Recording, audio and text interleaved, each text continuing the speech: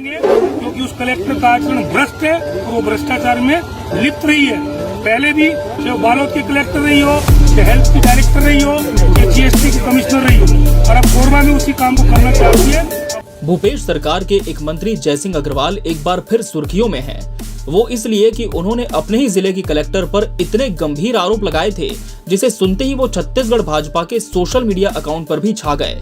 भाजपा भी उनके इस बयान पर प्रदेश सरकार को घेरने की कोशिश में थी और इस खबर में हम आपको इसी बारे में बताने जा रहे हैं। साथ ही हम आपको उस कलेक्टर के बारे में भी जानकारी देंगे जिन पर करीब 6 महीने पहले कैबिनेट मंत्री जयसिंह अग्रवाल ने गंभीर आरोप लगाए थे। अगर आपको ये जानकारी पसंद आए तो इसे लाइक और हमारा चैनल सब्सक्राइब करना ना भूलें। तो चलिए शुरुआत करते हैं उस बयान से जो मंत्री जयसिंह अग्रवाल ने कलेक्टर के बारे में दिया था। कोई कलेक्टर सड़कों को रोकने का काम नहीं कर रहा है, सिर्फ कोरबा जिले में कोरबा की कलेक्टर कर रही है। वो उनका निजी स्वार्थ है, वो क्या हासिल करना चाहती है ये जांच का विषय है। और ज्यादा अगर अड़ंगा सड़कों में लगाएगी तो उसकी हम उच्च स्तरीय मांग करेंगे, माननीय मुख्यमंत्री जी से मांग करेंगे, क्योंकि उस कलेक्टर का आचरण भ्रष्ट है और वो भ्रष्टाचार में लिप्त रही है। पहले भी चाहे वो बालोद की कलेक्टर रही हो, चाहे हेल्थ की डायरेक्टर रही हो, चाहे जीएसटी की कमिश्नर रही हो, और अब कोरबा में उसी काम को करना चाहती है। अब हम बर्दाश्त नहीं करेंगे। ये बयान अग्रवाल ने लगभग 6 महीने पहले दिया था और उन्होंने जो प्रशासनिक अधिकारी पर आरोप लगाए वो आरोप अगर विपक्षी पार्टी भाजपा लगाती तो इसमें किसी को हैरानी नहीं होती, क्योंकि विपक्ष का काम ही सरकारी तंत्र पर आरोप लगाकर सियासत करने का होता है।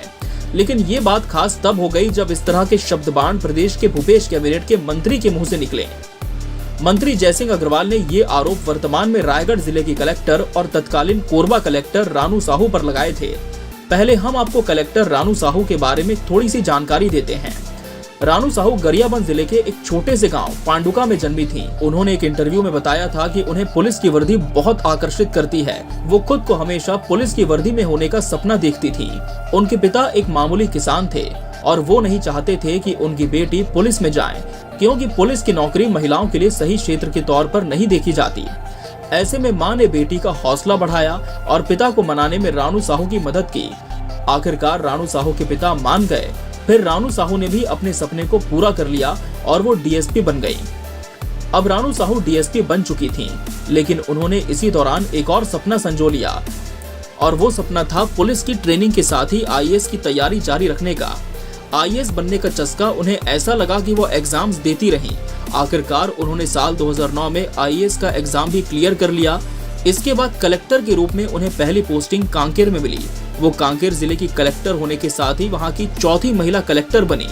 रानू साहू मुख्यमंत्री भूपेश बघेल की गुड लिस्ट वाले अफसरों की सूची में शुमार हैं।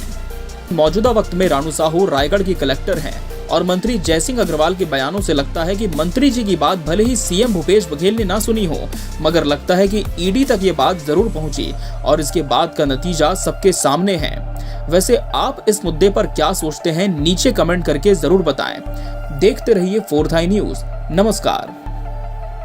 क्योंकि उस कलेक्टर का आचरण भ्रष्ट है और वो भ्रष्टाचार में लिप्त रही है। पहले भी चाहे वो बालोद की कलेक्टर रही हो, चाहे हेल्थ की डायरेक्टर रही हो, चाहे जीएसटी की कमिश्नर रही हो, और अब कोरबा में उसी काम को करना चाहती है।